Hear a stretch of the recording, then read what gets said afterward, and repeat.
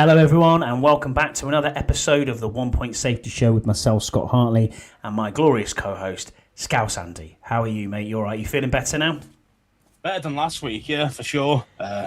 We had a bit of a bleeding burgundy takeover, so I can apologise for that to all of our regular listeners. I tried to watch it, and I was just like, come on. To be fair, John and Jesse stepped into the breach quite well, so it was all good fun. But no, I'm glad you're better. That's the main thing. So yeah, all good from that end. As always, mate, we'll start with our sponsors before we get going. So Dunstable Town FC's Talk of the Town podcast with their sponsor for this season. They've just started their season. I've seen Burrows is always training with them. So if you're into non-league football, go ahead and give them a follow. All those other side of the pond, if you're interested in lower league football, you may have seen Grimsby beat Man United last night in the Cup. So go ahead and try and follow some local non-league football. They also talk about other stuff, so go and give them a follow. Also sponsored by Oddballs. You can go to myoddballs.com. And you can see all our merch on there. Also by socks, all sorts of stuff. Getting ready for the autumn, or fall, as the other side of the pond say. So go across and get yourself some bargains on there. Also sponsored by Fusion Therapeutics, which is northwish-physio.co.uk. They provide expert MSK assessments and treatments with a focus on holistic care, dedicated to improve your well-being through tailored musculoskeletal health plans. The team offers specialist injection therapy, non-medical, independent prescribing. So if you're in the Northwest, Manchester or the Cheshire area, give the team a call on 01606 512013, or you can book online and the team will be happy to advise you further on this affordable treatment solution. I've also been told that they've got red light therapy now, which is awesome. We were talking about it just before we came on air, which helps with acute and chronic inflammation. So almost like half a sunbed to regenerate all your cells. So, go ahead and go and give them a follow. Man. Sounds suave. It is suave. It definitely is. Also, go across to bleedingburgundy.com if you want to read some stuff in writing on the Commanders.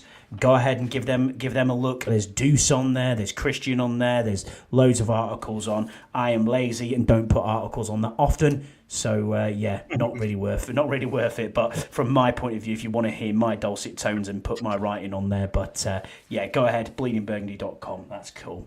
Rod, thank you for being with us. We appreciate you joining us. And everyone else who is listening to the pod, please give us a like and a subscribe. And if you're watching us on YouTube, come across and enter in the chat, and we'll talk away to you as the pod's going. And don't forget to smash that like and subscribe button. First bit of news, mate, we'll go through first before we get onto the Terry McLaurin contract. We will talk about the 53-man roster. Hiya, Scott G. Thanks for being with us. I'll go through the roster, mate, and we'll talk about it, each individual bit, or whichever bits you want to pick out, and then I'll shut up for a couple of minutes and let you speak, which will probably be a good thing. QBs, we kept 3. Obviously, Jaden Daniels, Marcus Mariota, and Josh Johnson made the roster, which I'm sure we'll get into. Running backs, 4, Austin Eckler, Jeremy McNichol, Ja'Cory Bill, Krosky Merritt, and Chris Rodriguez Jr. Wide receivers, 5, which is Terry McLaurin, Noah Brown, Deebo Samuel, Luke McCaffrey, and Jalen Lane. Tight ends, 4, Zach Ertz, John Bates, Ben Sinnott, and Colson Yankoff.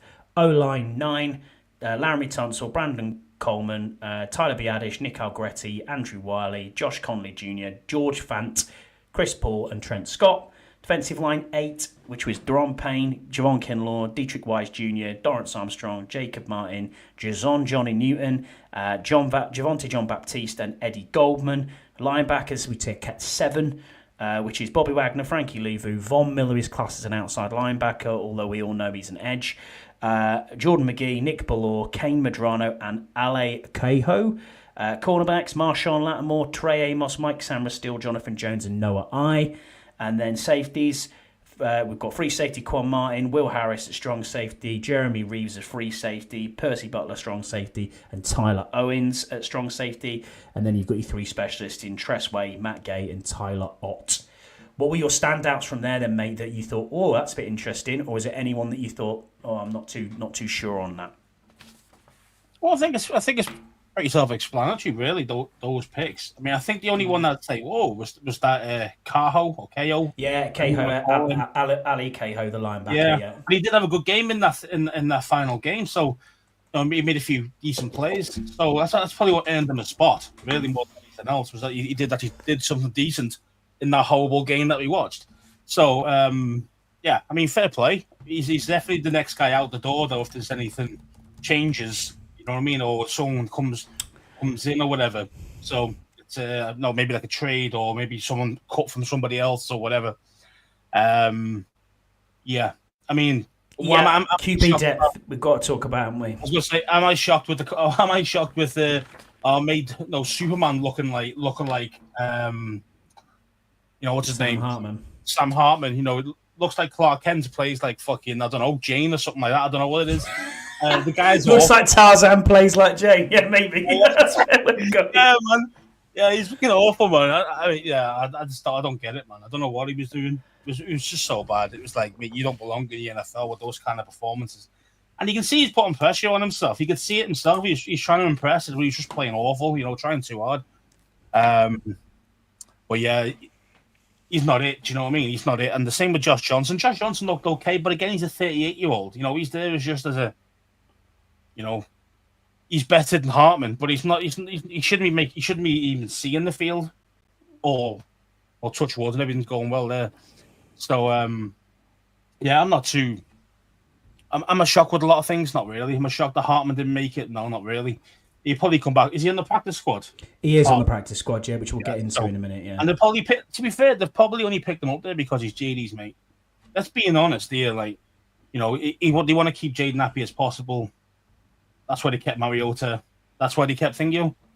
And Josh Johnson's a newbie there. So I'm with you. And we had a question from that. I mean, Rod's mentioned it as well in the chat, saying he's not convinced with quarterback depth. Tim Towner, obviously, as well, as wrote a question and said, Josh Johnson is QB3. 1, are you okay with this after preseason, or should we have gotten someone else? And then 2, should we have moved him to the practice squad and open up another spot on the 53?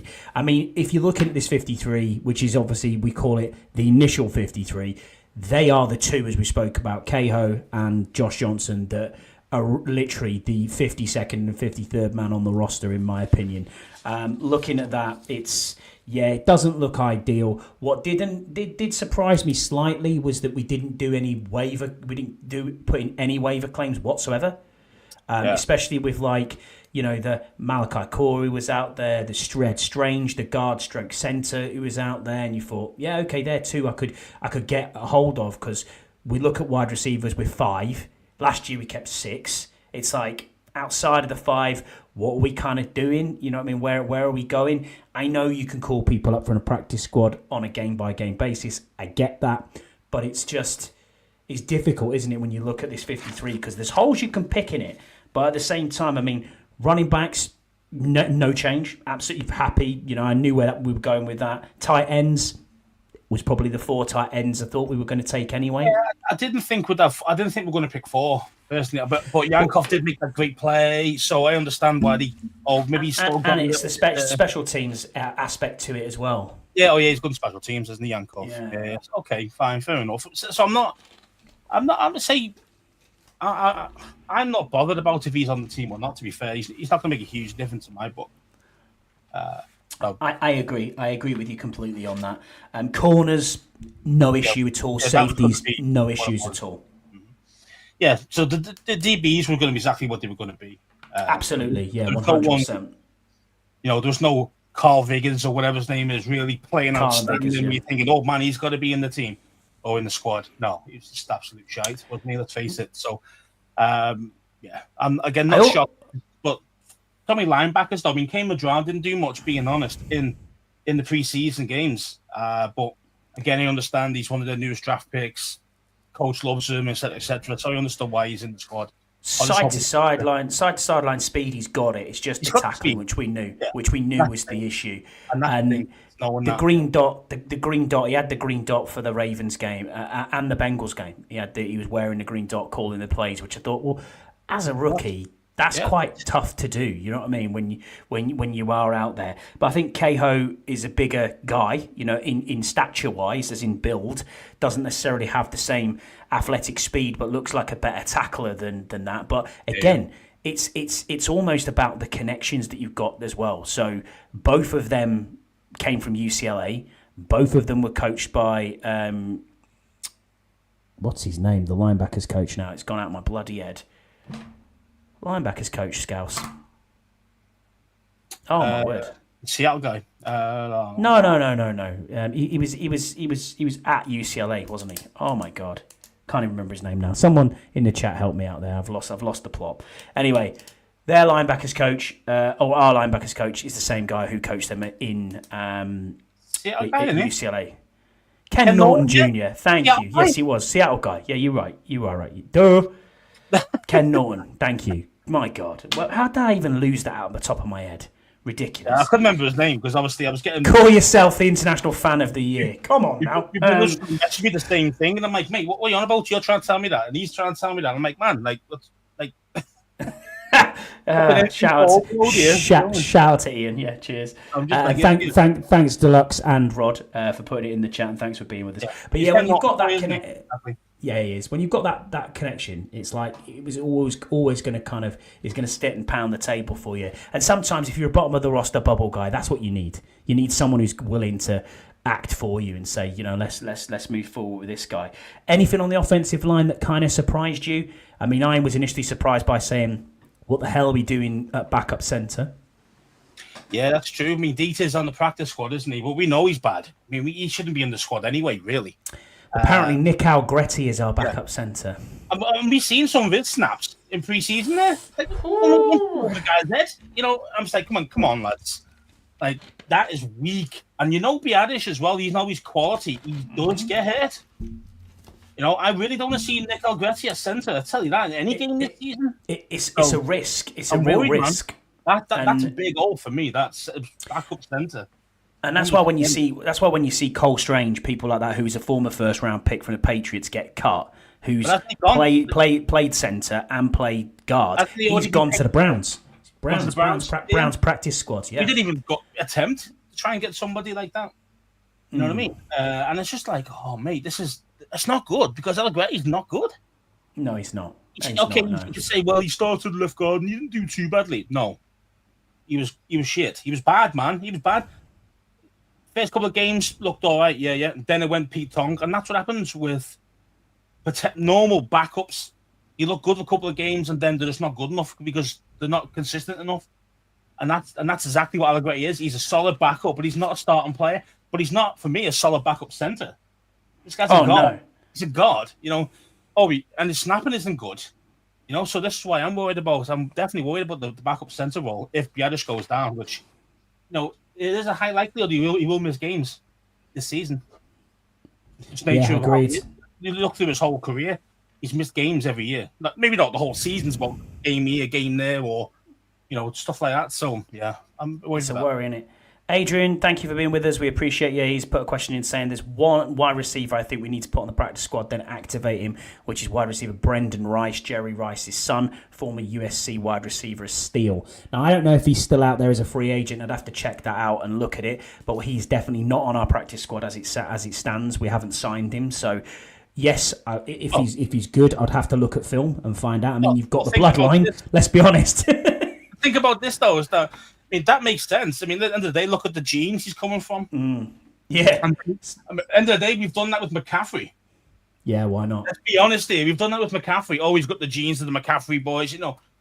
That's the reason why he's still in the squad. I mean, yes, he had an okay game in the third game preseason, but he should be tearing these guys up. They're playing against fourth stringers there. I think the issue. Issue you have, Scouse, and I agree with you entirely, is I wanted to see more in this preseason from Luke and people like that. Ben Sinnott the same. He had a solid game in that last game, but again, he's against fourth stringers. Like what everyone should have. Anyone who's making anyone's team should have a good game against fourth stringers. Yeah? But he's been open, but the QB play has been awful, so you can't really see what they're doing. I mean, honestly, go back and look at the Bengals game and go back and look at the Ravens game, and you can see Luke McCaffrey is burning people. And it's like, okay, he's wide open here. Even people who were tweeting from the stands were saying, you know what, the Luke's wide open and no one's throwing him the ball because our practice squad quarterbacks, let's be honest, and Josh Johnson don't have the arm or talent to even see where he is on the field or get it to him. But the thing is, though, that's a valid point. But then also you got to think about the actual play calling. Like, if you really want to see Luke as really featured, you make sure that the actual route or the route that he's doing or the play that you're creating, that he is the first read. He's the first read or second read. That's it. Don't make him be the third or fourth. But as you say, we would have enough time and the quarterback isn't good enough to get it there. It's different when you got Jaden in the game. Yeah, he's that fast processing. These other guys aren't. So, if you really want to see Luke getting involved, he should be the first or second read every time. No, to really see how good this guy really is, even with average quarterback play or below average quarterback play. And I don't think we saw that. We didn't see that. Yeah, you mentioned he was wide open at times and all that. Yeah, because he was third or fourth read and the ball's already gone. You see what I mean? Like, it's not gone to him. It's gone to, like, in the flat. Or you see what I mean? So it's hard. It's a hard one for him. I do feel for him at times. But again, if I'm in me, especially these preseason games, I'd have been knocking on Cliff's door, man, saying, look, make me the prime receiver in some of these plays. I need to show you what I've got here, rather than just playing against our own guys in practice. I need to show you what I can do against these other boys. All right, well, we teased it enough, so we'll get on to the practice squad. So today we've signed Donovan Edwards, running back, and cornerback Darius Rush to the practice squad. Edwards was an undrafted free agent out of Michigan. Spent training camp with the New York Jets before being released earlier this week. He's played 50 games with 6 starts in his college career, recording 2,251 rushing yards, 19 TDs, 422 carries. Edwards is also a weapon in the passing game with 977 receiving yards and 4 touchdowns and 86 receptions. Rush was a 5th-round pick by the Colts in 2023. Appeared in 5 games over the past 2 seasons, waived after the Colts 2023 training camp, and has since spent time with the Chiefs, Pittsburgh Steelers, and Cleveland Browns. Made a career debut for the Steelers, recording 3 tackles and a pass breakup in that season. He was at South Carolina as a core special teamer, recorded 74 tackles and 15 pass breakups, 3 interceptions, and a forced fumble during a 4-year career. Not sure how good these are going to be, but good depth for the practice squad. Then the other people for the practice squad that we've signed back from our cuts were DT Ricky Barber, Ja'Cory Brooks, wide receiver, Lawrence Cager, tight end, Sheldon Day back on the practice squad, Michael Dieter, as we talked about before, back on the practice squad, Antonio Hamilton Sr., corner, back on the practice squad, Sam Hartman, Jalen Holmes, DE, Jacoby Jones, wide receiver. Our international player pathway guy, TJ, is on the squad. Rob McDaniel, safety. Timothy McKay, guard. Chris Moore, wide receiver. And Carlin Viggers, cornerback, has also been signed to the practice squad. Viggers made it, did he, after getting toasted most of the games? Yeah, to the practice squad, yeah. That's Edwards is the one I'm impressed with. And I agree with Adrian here. He's a beast. An absolute beast, which is... I mean, this guy could come in and potentially take one of the spots of the running backs who are on the roster, being honest. That's nice about our running back room. It's nice. It is, man. That's why we can get rid of B-Rob and not really, being honest, probably not going to miss his production. Because the other guys are going to step up and get that production, the 800 yards, the 5 TDs, or whatever he got last year. That's what the combination of 2 of those guys, like your Rodriguez and maybe Bill, are going to smoke people anyway. So as long as Eckler can stay healthy. But this guy could be the guy if Eckler does leave the end of the season. That's what I'm saying. Or if he gets hurt, this guy's going to come up, and I think he's going to show people. He's definitely got some talent, and I'm really happy with the running back room at this moment. And to say, nice. And McNichols is your change of pace back, which is kind of what you want. And I don't necessarily see Bill. Everyone's clamouring saying running back one. I don't think it's going to be like that this season. It's going to be a committee of running backs. Chris Rodriguez is probably going to get the first carries. Let's be frank about it. Because he's your bully boy, sort of B. Robbie type back. Bill, I think he'll be in the game. I do think he'll be in the game a lot. And then obviously change of pace wise, you've got Eckler and you've got Jeremy McNichols as well. One of them 4 isn't clearly going to dress, but I do think Adrian's right in what he's saying here. The future is Bill and Edwards. That's going to be probably your starting 2 running backs maybe next season, because Eckler can't go on forever, as we talked about. No, McNichols is getting older, and obviously he's a special teams demon as well because he can lay the wood, which is good to see. Chris Rodriguez. He's a good running back, but the dude's been cut 9 times. You know what I mean? Let's be fair. You know what I mean? It's tough, and it's a tough business, and I get that. But I do think we're going to be running back by committee, so I'm quite pleased with this. Running back room, it's definitely cutthroat. 100%. Unfortunately, everyone thinks that they're not special anymore. Like years ago, it was always about the running back, wasn't it? Unless you're in the absolute top echelons, you Saquon Barkley's, your Derrick Henrys, James Cooks, them sort of players. Yeah, you're going to be Christian Even McCaffrey's. I wouldn't put James Cook. He's a good running back. Don't get me wrong, but I wouldn't put him in those two dudes. Do you know what I mean?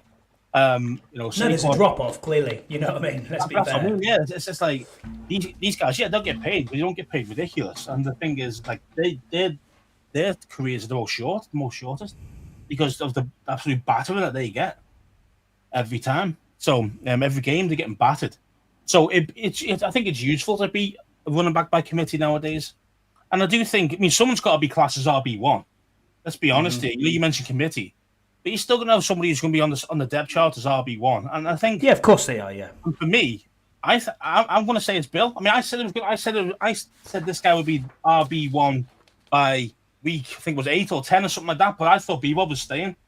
Now that B-Wob's gone, I think he can shoot straight to week 1 as RB1. But as you say, use him along with Rodriguez and McNichols and all the rest. So, but yeah, it's exciting times for the running backs, I think. Definitely. Scott G says Edwards is such a beast he couldn't make a 53-man roster. Jag. I get it, Scott, but it's about situations as well. What's the Jets' running back room like? Yeah, it's true. Yeah, of course. He's had a good collegiate career. So if you're going off that, you'd say, well, yeah, he's going to be okay. But he's a practice squad member, so we can't really get too excited about it. But at the same time, it could be a future. Yeah, exactly. And then you got this year. But Deluxe is right. We'll say, what if a 7th rounder undrafted free agents are the RB1 and RB2 next year? That's wild results. Absolutely. Don't forget though, Bill is an outlier. Yes, he's a 7th round pick. Get it? But he wouldn't have been that if he was playing last season at the college level. That wasn't actually his fault. So it's no, he probably would have been the 2nd or 3rd round back. That's what he would have been in a strong running back class. This is a good strong running back class. Massively. So when he would have been about 2nd, 3rd round, but in my book, that's where I would have put him. Who's the guy who went to the Patriots? Is it Hampton? Oh yeah, Marion Hampton. Yeah, killed us. Did he that kick off return? Remember that? Yeah. First play of the game, bang, 6. There you go. Crazy. Yeah, but that's there's levels to it. But, Absolutely. But we'll see. We'll see how that. So we'll get onto it then. Terry McLaurin's contract. Obviously, it came out at the weekend and it was like, wow, this is awesome news. This is where we wanted to be. We all thought that this is where it was going ahead. Essentially, as others have said, like Diana Rossini, it's essentially it's a 3-year extension with the Commanders with a base value of $87 million and an AAV of $29 million, which puts him 10th among the wide receivers. Obviously, it includes a $30 million signing bonus, $44 million fully guaranteed at signing. But he also was due $5 million on top of that, taking him to $49 million in guaranteed money. I've got a breakdown of his contract year by year. Obviously, if you want to talk about it, we can. But initially, what are your thoughts about this? Was it a win for us? Was it a win for Terry? Was it a win for everybody? Is it a bit of conceding here and there? We've heard various sources and rumours talking about him wanting $41 million. You know what I mean? To start off with, and outrageous. It's like, I heard that. Hold on a minute, what? I was like, whoa, $41 million. You're important, Terry, but you had about $41 million. Do you know what I mean? Highest wide receiver in the league. Yeah, cheers, easy. Yeah, like, whoa, you are important, but let's pump the brakes just a little bit on 40 plus. And I'm glad that he did kind of see sense overall. And I agree with Deluxe. Luke mentioned that as a compromise by all. I think it was. Absolutely, it is. I think everybody's a little bit like they're happy with it, but it could have been better either way. Maybe Terry thinks maybe could have got a bit more out of it, and maybe AP thinks maybe you can get a little bit less there, but let's go for a decent compromise. And I think that's where we're at. And I think everyone's kind of happy now. I think.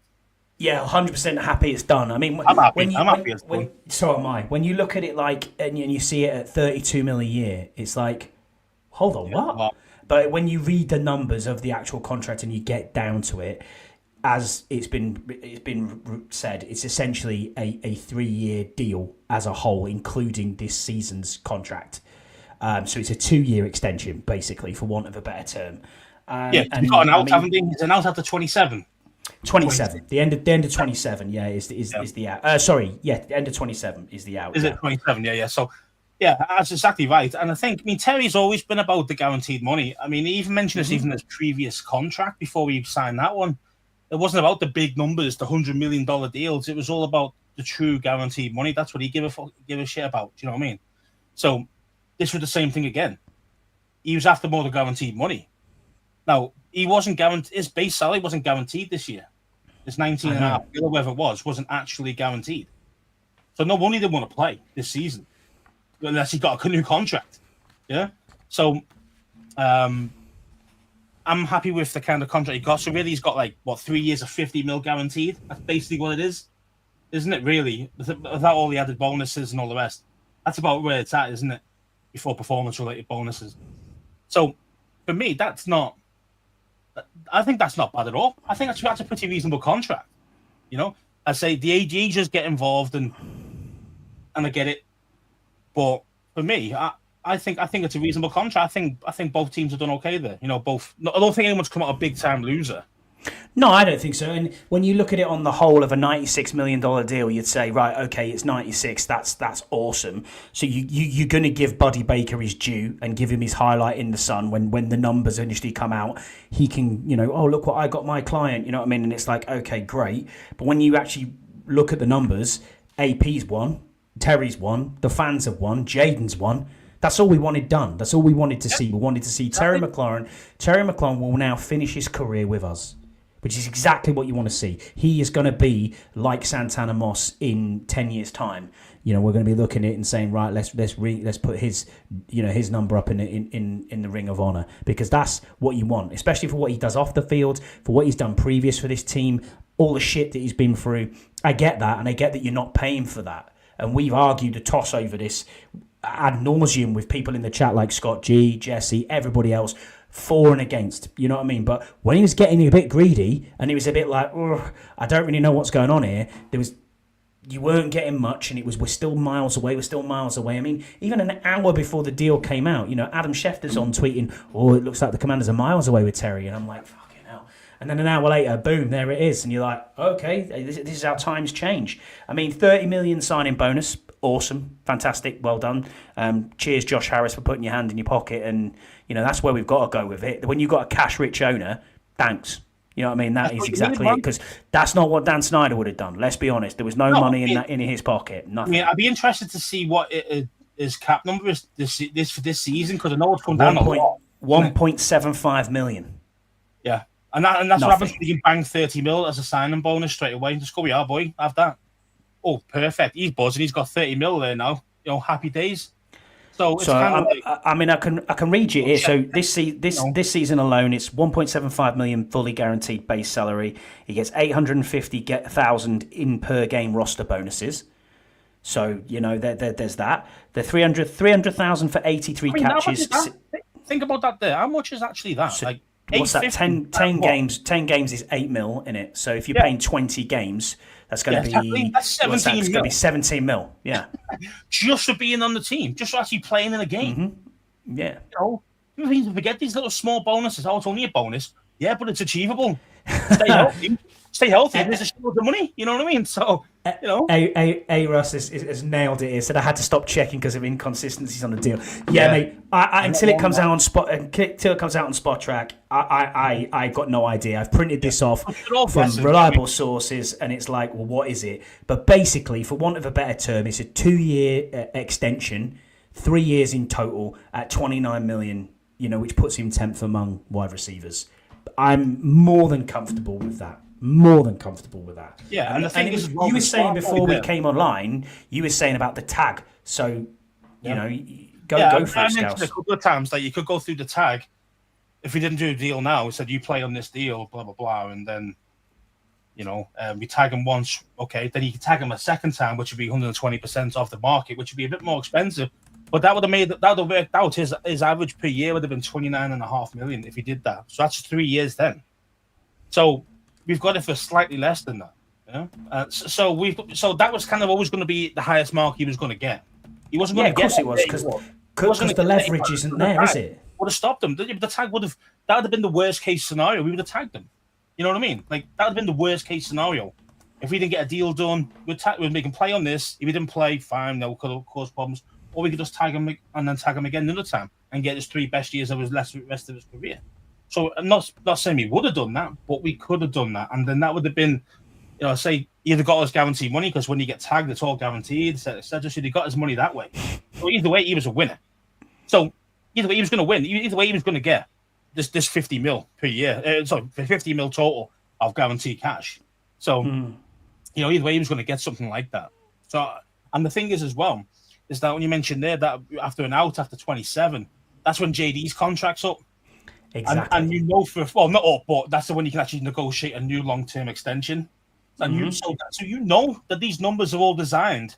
If Terry's on his way out at that point, as in he's not producing anymore, etc., all that money becomes very nicely available for JD's huge contract that he's going to get. And because you want to do it after the 3rd year, because it'll be cheaper than waiting to the 4th or 5th year, because everything goes up, the cap goes up. So I say, well, I want that. See what I mean? So it's cheaper to do it just like Candace did with Mahomes. Massive long-term deal, but did it after this 3rd year, which is when the earliest time you can do for a new extension. So the combination of that is just smart. It's just smart numbers, smart dealing. You know what I mean? Like it's just nice, man.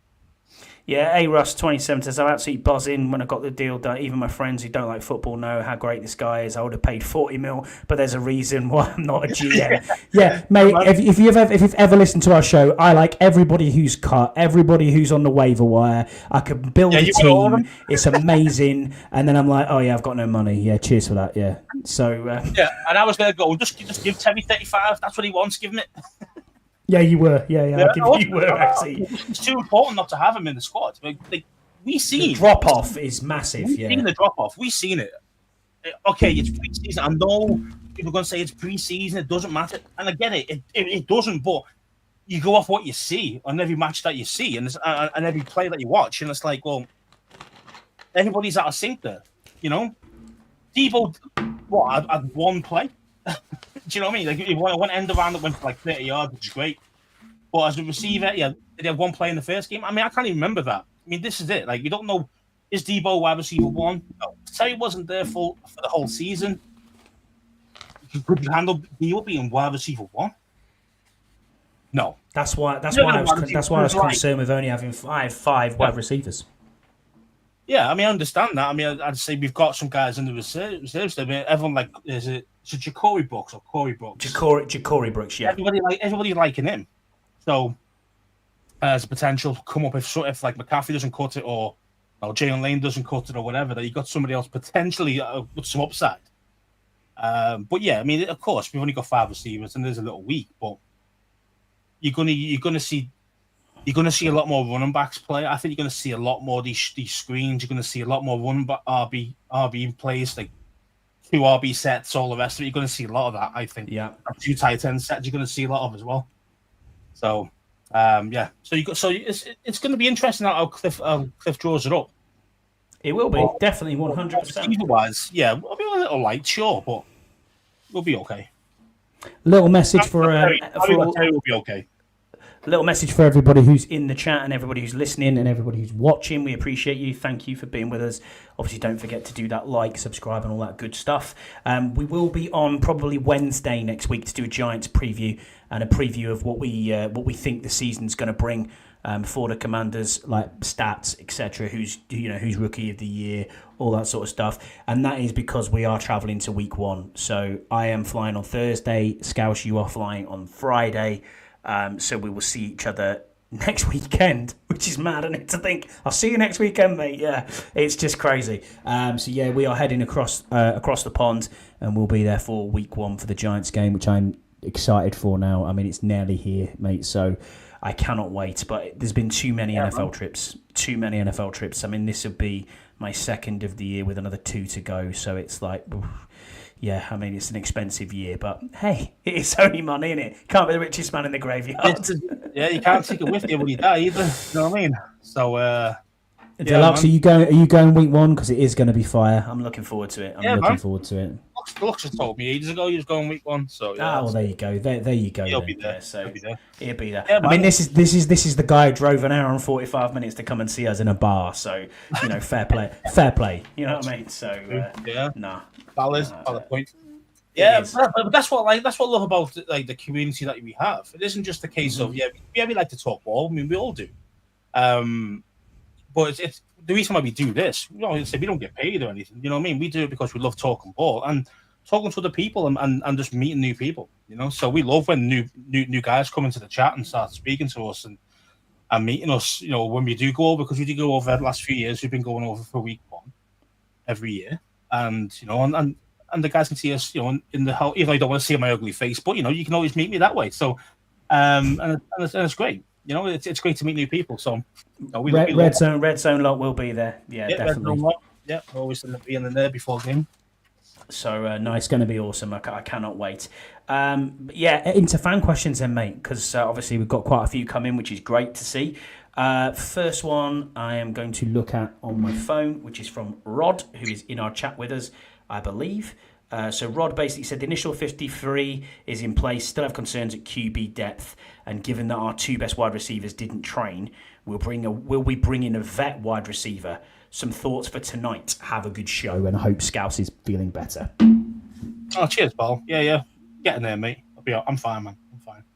I'll be ready. I'm just peaking perfectly for next week.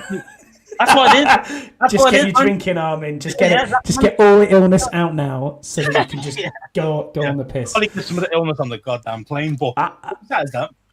I'm not flying with you, so obviously I'm flying with my family, so I'm taking my family out, so I will meet you on Friday night for a few beers and something to eat, but obviously I can't stay out all night because I've got two kids, and then and then Sunday obviously we'll be at the game, so it'll be pretty good to drop in and see you. But it'll be nice. Madrid's the one, though, Scouse. Madrid is the one, and especially because it's your birthday. It's not gonna.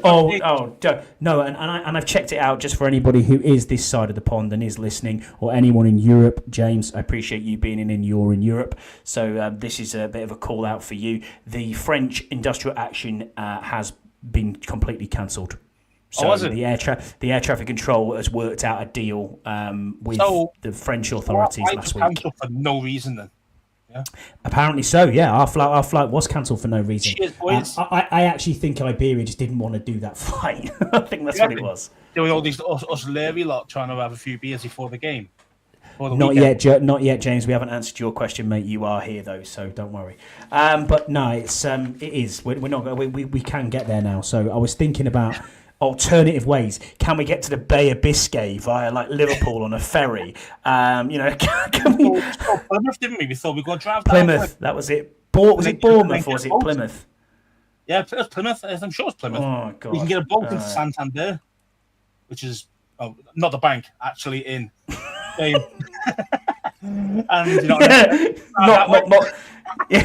stood outside Santander in Plymouth, I can't get anywhere. What's going on? I thought the game was here. No. Oh shit! Yeah, man. But so the industrial action has been finalised, thankfully. For all those who don't know and are thinking, "What the hell are you talking about?" It would have affected anybody who would be laying over in Europe, and I think the most of the US fans who are coming across would probably lay over in either Germany or they would lay over in the UK, possibly Amsterdam as well at Schiphol.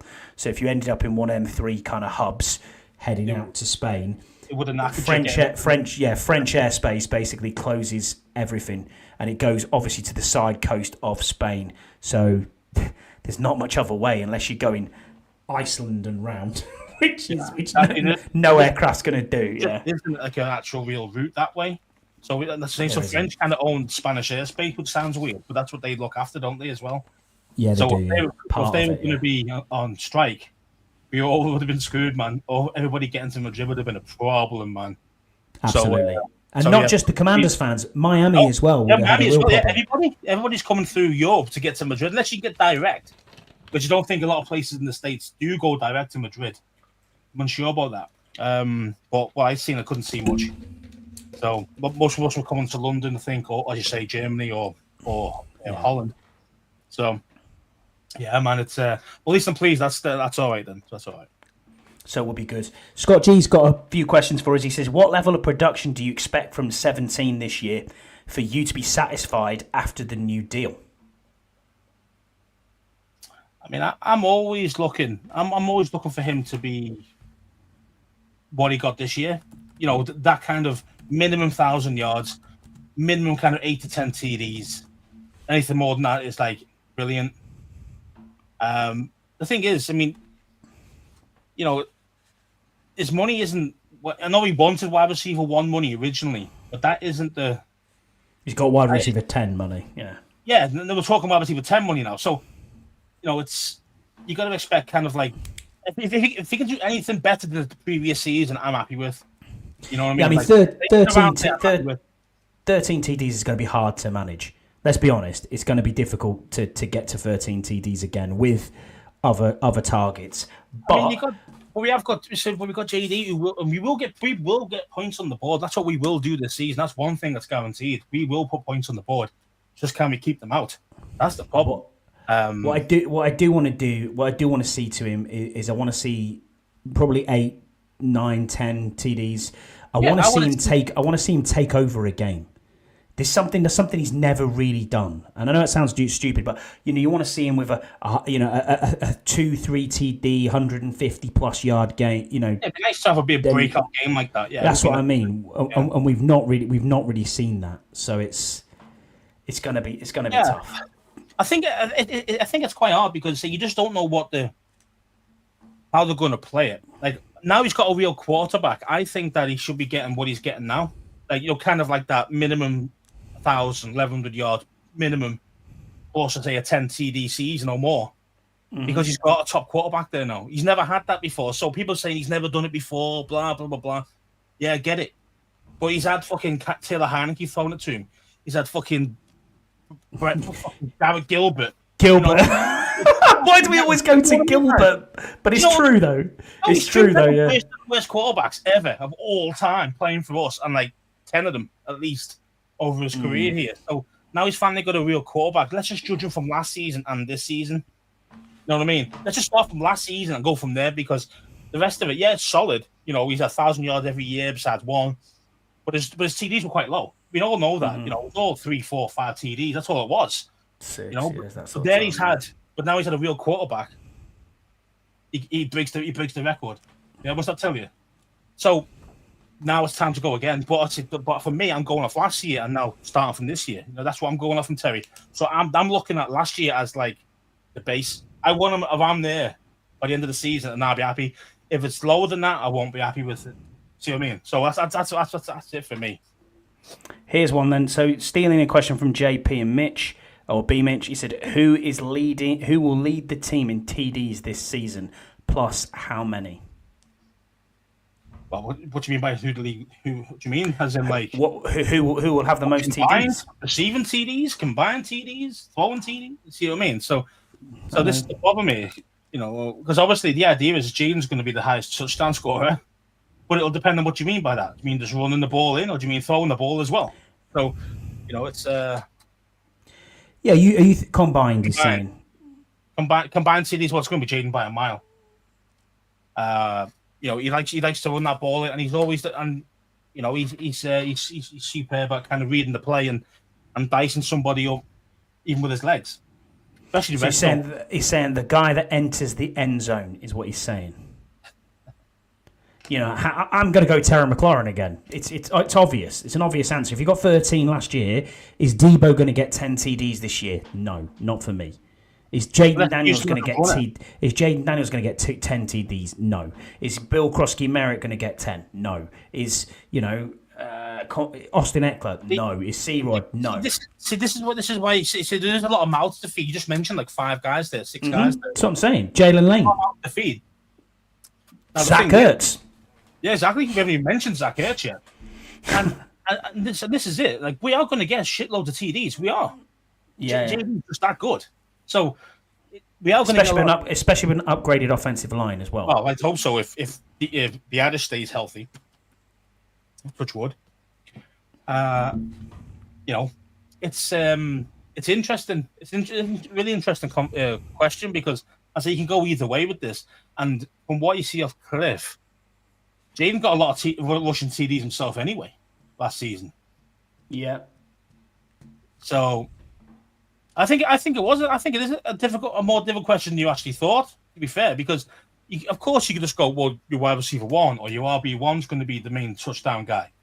But the thing is, but when you got to include all the mouths to feed, and then you got to include Jaden's legs as well. So then you're thinking, well, because he's going to take a lot. I mean, look at the only touchdown he played in preseason. What did he do? He ran it for himself. Mm-hmm. See what I mean? Like, and what happened? Why did you take that? Yeah, because I wanted to score. See what I mean? Like he's put himself on the line for these things, which is okay, but that means that it's going to take away from other people as well. So that's why, for me, it's still going to be Terry. Oh, don't be surprised to see Jalen Lane take the top off some people as well. Yeah, I agree with that. I think I'm going to go with you. I'm going to go Terry, and I'm going to go 10 TDs. Yeah, Terry and 10.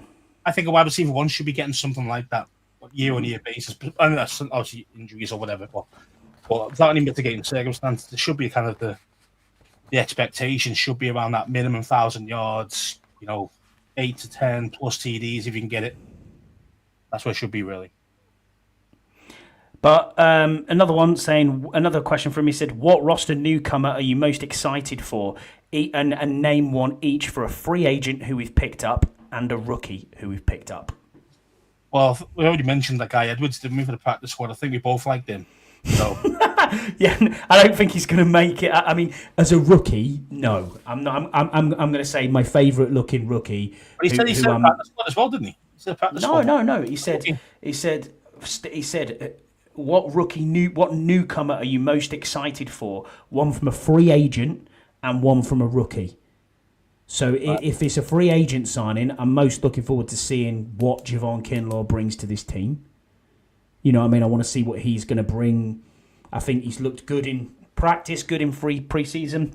I think it's going to be different. I don't think it's a poor signing. I think it's going to be okay. I was initially thinking, I'm not too sure on this signing. But now I've seen him, I'm thinking, yeah, he might be okay. And then Amos is obviously the other one. Oh, Scott, why did you put that in there?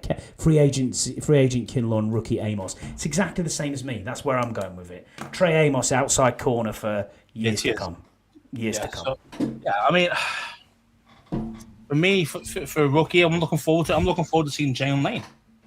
I'm hoping he can do the business on punt returns. We need some dynamism. We need some dynamism. Actually, guys who can actually hit the hole and go from kickoffs. We haven't got a guy. We haven't got a guy people are scared of. And I'm hoping this guy lights people up and go, oh wow, you got to keep an eye on this guy now. I'm hoping to see a bit of that. I'm hoping to see that he would be the real speedster, deep threat guy, and not just through the middle like that we used to do with Brown. I'm talking like outside receiver as well. He's been outside, yeah. He's going to play outside a bit as well. People are going to think he's just going to play in the slot. He won't. He play on the outside as well. He's quite tough up against the catch, and using physicality as well, and he's quick. So punts as well. Yeah, that's what I'm saying. Yeah, punts, all the rest of it. So I'm all on it, man. I'm all over Jalen Lane. And then what was it on free agent? Free agent. No, free agent signing. Yeah. I want to see Von Miller. I want to see what he's got left. Ooh, nice. Yeah, I want to see what he's got left. I want to see if he can bring us even just that minimum 5-6 sacks. Has he still got it, or is he just going to be a coach? You know what I mean? Like I want to see if he still got it. Yeah. So that's what I'm looking forward to seeing. James says, I think Eckler will have a stronger season versus last year. Yeah, don't disagree. I mean, Eckler was solid last year as well, man. He was wasn't he second team All Pro on punt returns, even though he got. I think so. Yeah, I think so. So Eckler has always been a really good back. He's just never been a true RB1, even though the Chargers used him a lot like that for a while until he kept getting breaking down and getting hurt, because that's not his. He's not built for that. He's not built for 200 touches, per season, and he kept getting hurt. Now we've got, hopefully, with all these other guys, I think Eckler could be again another stud performance this year. I think he could again if he doesn't get another concussion. But yeah, man, 100%. Ian, thanks for joining us. Appreciate you being here. My prediction is Terry TD first, 60 yards. Don't say that, man, because we had one call back for Nick Ballore. Cheers Yeah. Do you remember that awesome run from Eckler? I was like, oh my god. Oh yeah, We yeah. got a kick-off return TD, and he got called back, didn't it? I was like, damn, yeah. But yeah. Deluxe says here, do you think the Terry incentives lead to more looks late in the season? Potentially. Yeah, I think so. Yeah, I mean, especially if Terry's not getting anywhere near these incentive stats that he needs to get the big monies. It's kind of like, it did look like that towards the end of the season with Zach Ertz and people like that who needed to get catches to get incentives. So yeah, maybe. And the thing is that I mean, Jaden will try and look after his dudes, man. He's already. I mean, if you listen to any of the Terry interview that he did today, he was saying that JD had his back from day one with it, and don't worry, we're boys. You know what I mean? Like, and he's been a great teammate and stuff like that. So on the field, if he knows that, oh mate, he's like 3 catches away from another mill or whatever it is, then he's going to try and find him 3 catches. You know what I mean? Like it's just how it's going to be, even if it means enforcing it a couple of times. But I think he'll do that because he want to get his boys paid. Because at the end of the day, it's not his money, is it? It's not just not JD's money. If Josh Harris will be having an aneurysm, Josh Harris will be like, oh, another mill going to pay out for, but that's the whole point, isn't it? Your players get them paid, man. Get them paid. I know. If you're doing well, owners are quite happy to pay the fees. That's why they put them in the contracts. James says, will you take your draft card with you next week, Scott? Maybe Kane can sign it for you or give you a couple of dollars. Dressing room Max says, yeah, man, maybe. I'm going to take it with me just in case. I've got a jersey, actually, that I need Kane to sign for me. So I bought a Kane one. Jersey? Yeah, I bought one, yeah. That should have been free, bro. Especially because he's going to want that card. Oh, I know it, but he's not getting it until he comes on the pod. That's the rules. He knows the rules, and I know his dad watches, and I know Kane is on here. So please get in contact with us, Kane. We just want 10 minutes of your time, and you can come on. Yeah, absolutely. No, they've DM'd me and said they do. But I did get a pretty cool, sweet thing from Kane. Actually, it was he signed a mini helmet for me at training camp. So Jesse did talk to him when he was at training camp and said, "You need to get in contact with Scott," and we're still waiting. So, but I appreciate training camp's busy. Do you know what I mean? People are busy, but now the 53's out there. Just give us 10 minutes. Come on, and we'll get it sorted. Right, the last question from Scott G is, what TV broadcast booth is your favourite and your least favourite? Now, I had a bit of a thought on this. Now, I like Jim Nantz and Tony Romo. I like. Chris Myers absolutely sucks. Greg Olsen bores the shit out of me. Tom Brady and Kevin Burkhardt are pretty good. Joe Buck's okay. Troy Aikman's a dick. Obviously a hater as well. Can't stand Troy Aikman. And Al Michaels. I like Al Michaels just for his energy. I love it. And that's naturally what you'd listen to on like Madden, etc. Do you know what I mean? Al Michaels was always the guy. What are your thoughts, mate, on who's your favourite broadcast booth? Yeah, I think you're spot on. I like Romo. I mean, this guy tends to diagnose the play before it even happens regularly. Yeah, I know. Regularly. So it's like, okay, he knows what he's seeing, he knows what he's looking at, and so I've got, even though I don't like him being obviously Dallas guy, but I can respect it. I can respect his actual commentary. And I think I'm with you with kind of who I don't like. But to be fair, I don't like Tom Brady though, even though he's quite good at it. I just don't like him. So wait, as a person, you mean, or just don't like how he's fake half the time. Do you know what I mean? So for me, it's like, I mean, Jim Nantz and Tony Romo are probably my favourite, to be fair. But yeah, Chris Myers. Chris Myers can't stand Chris Myers. But yeah, take it easy, Aikman. He can't help it. He did, yeah. LeVar Arrington hit him pretty hard. Yeah, you're not wrong. You can't help it. You're not wrong there. He beat him to Bell. Yeah. So he could be one. Yeah, maybe. Paul Fiona Turner put a question into us. He said, practice squad players, who's most likely to get a first start out of the current bunch? First start? Yeah, it does. It does, really, doesn't it? I mean, first start, that's tough to say you're going to get a start off the practice squad. Sheldon Day, I would probably say. DT? That's solid. Maybe Dieter? Maybe Dieter, possibly. Yeah. I say I'm just worried about Biadish to be able to handle the whole season. So that's my concern. Yeah, but it's gonna that's gonna be tough. But great question. Obviously, Deluxe put in a question here saying since he took this long with his card, obviously. He said, you get your jersey used, and then obviously Scott G said he may not be wearing a jersey on week 1. That'd be quite interesting. Turns around, looks at it, and goes, "Where's my jersey gone? It's still pristine. It's still pristine. This glass on it. This British bloke's like stolen it, taxed. See ya." The thing is, though, it'd be pristine though because he wouldn't even actually be on the field, so it wouldn't even be like dirty in any way. It'd just be like, how do you know this is game used?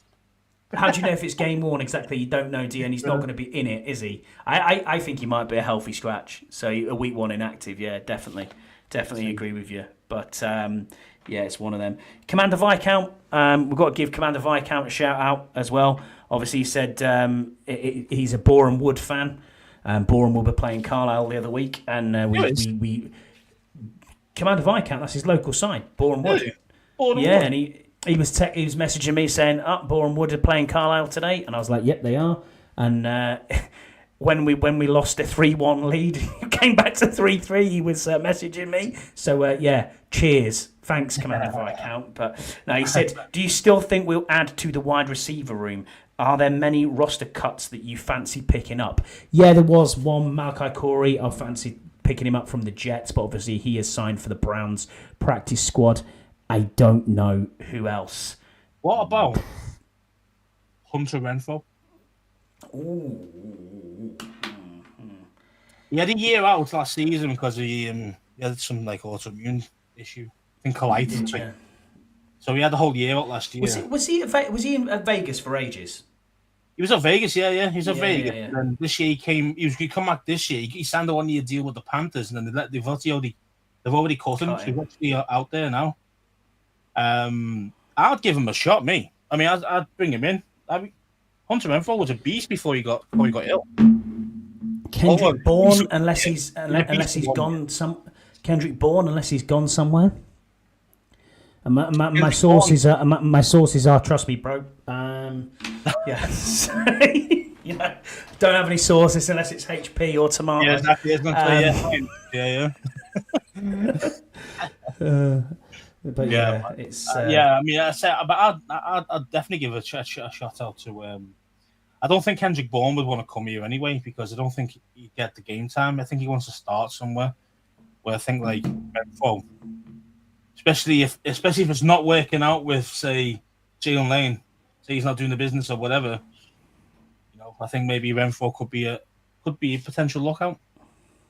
One thing we do need to say before we finish, and I don't want to leave it on a sad note, so we'll get it out there now, is shout out to Rick Snyder and obviously all his family as well. Kind of knew something was going on. Top shot with that, But yeah, it's awful, isn't it? It's awful news. And to be fair to Rick, it was always really good to shout, actually speaking to you as an individual this side of the pond as well. He'd always direct message you. He'd always be happy to talk, and it's like, And this is a guy. This is a guy who reported on the team longer than we've been born. As we speak, I think Micah Parsons has gone to Green Bay. Yeah, all right, bro. No, I'm serious. Max has just literally put it in the chat saying 4 years, 188 million in Green Bay. Sure. Just not joking. Yeah, Micah Parsons is trending. No, it's on. Adam Schefter has physically put it out saying ESPN sources, Cowboys are trading 3-time All-Pro linebacker Micah Parsons to Green Bay.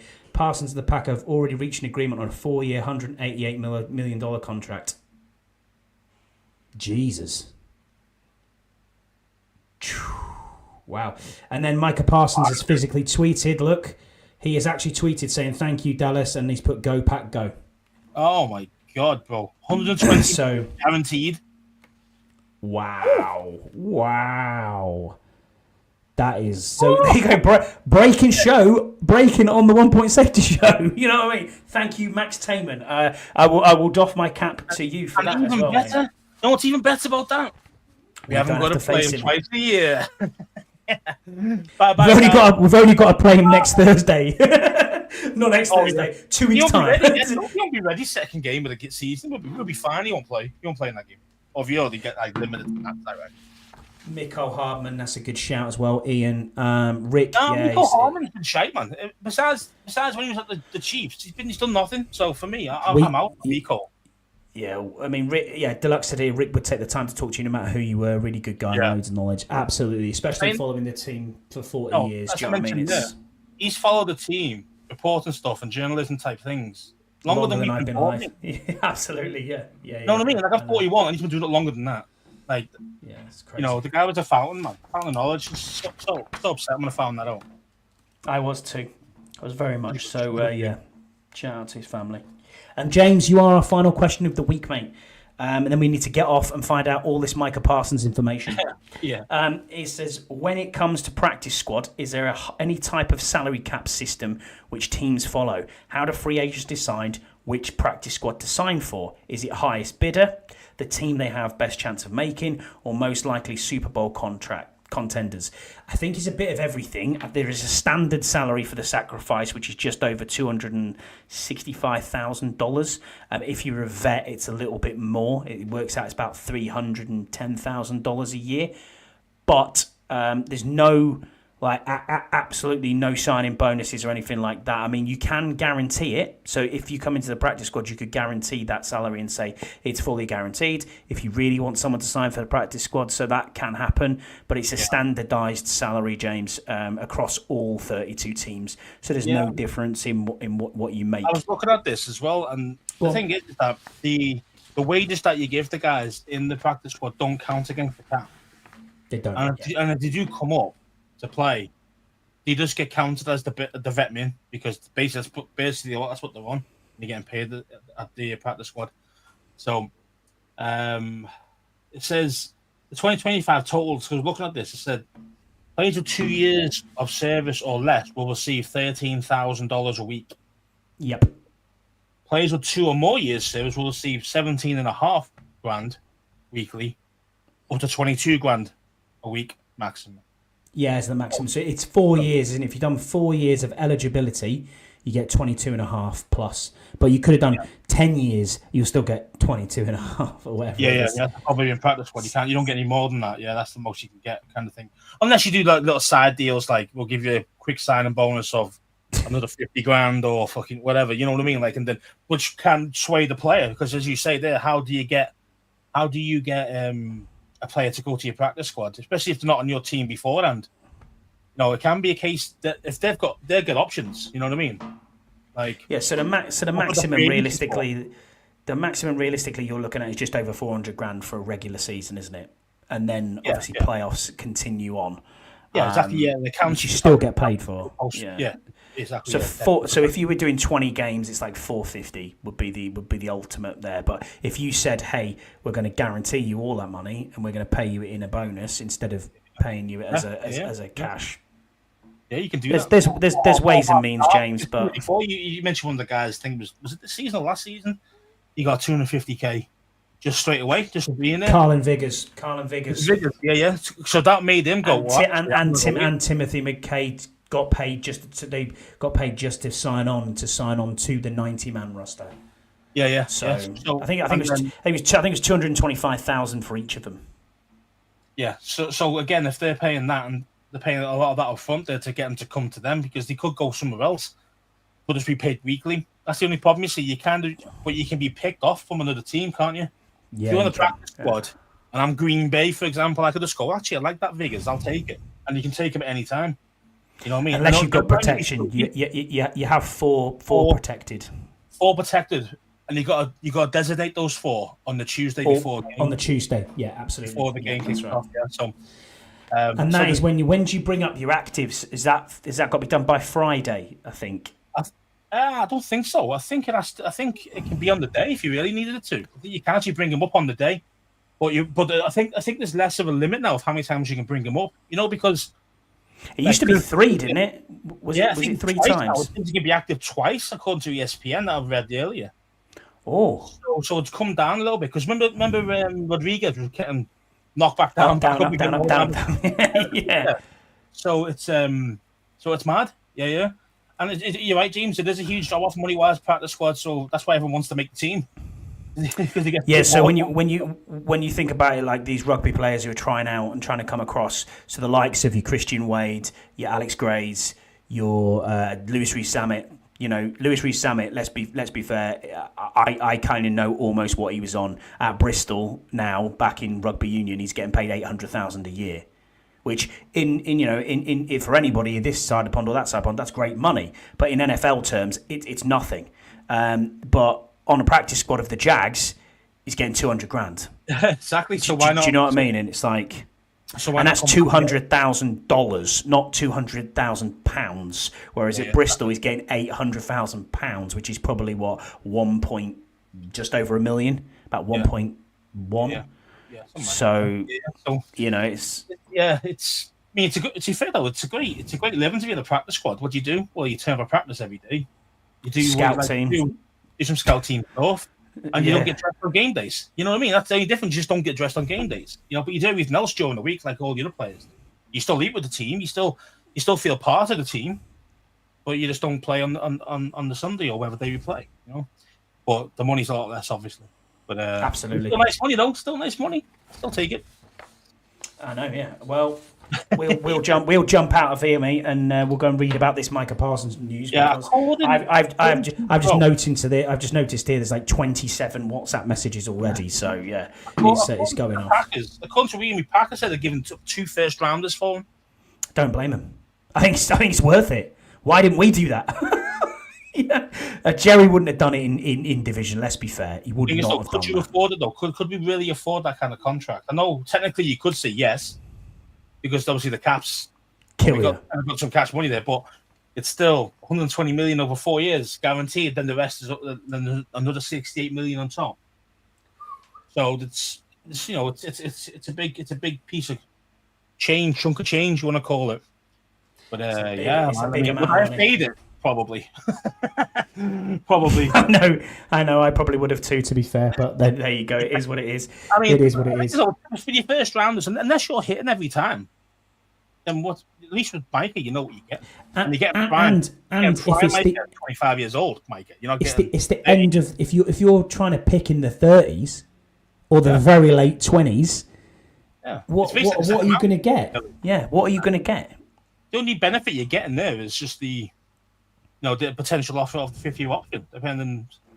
Yeah. On if you hit on that guy, Exactly. So there's a lot of first rounders bust, man. I mean, at least you know what you're getting with this dude. At least you know what you're getting. You're getting elite. So we'll be back on Wednesday next week, which obviously it may be a shorter show, but we'll see what happens. We'll try and and I mean, I know you've got work, so it's a little bit it'll be a little bit touch and go, but we'll get there. We'll do something on Wednesday. We'll do our superlatives. We'll do our New York Giants preview, and then we will head out to the States. I'll head out there Thursday. You'll head out there Friday, and we will be in week 1 game day, baby, and I cannot wait. So yeah, and also probably I guess it's taxed more in the US. Yeah, that's true. He's talking about Zammit there, isn't he? Probably. Yeah. I think it's using the Jags. Now the Jags, Florida doesn't have any tax. No tax. They have 1 tax and not 2 taxes or something. So I'm not 100% perfect on that, but I know Florida has a lot better deal than the UK does, for example, or even anywhere else in the States. Things like maybe California, Texas. Everyone is worse than Florida. I think one of the best places in the country. Texas is the only one that's better. It has no state tax whatsoever. Yeah, so he would have made that money, like besides the healthcare bit. But I'm surely they'd be contracted with the club. I think healthcare comes through the club. I think surely the team have to pay for that, especially if you're playing for them. Or at least that's some sort of potential contract. Yeah. Yes, you just mentioned it, mate. Yeah, Parsons to Green Bay. It's crazy, absolutely crazy. But now Micah has a difficult Green Bay to make his way to Washington. The Favre technique. Yeah, man. It's not. Yeah, I know what you mean. But there you go. All right, guys. That just about does us anyway, and we'll see you next Wednesday because obviously. And I put the intro on very early, so why are you pressing that button again, mate? I don't know. I don't know what's going on. I cut you off 2 weeks ago as well, so there you go. It is what it is. Slack. Right. Thanks, everyone. Bye.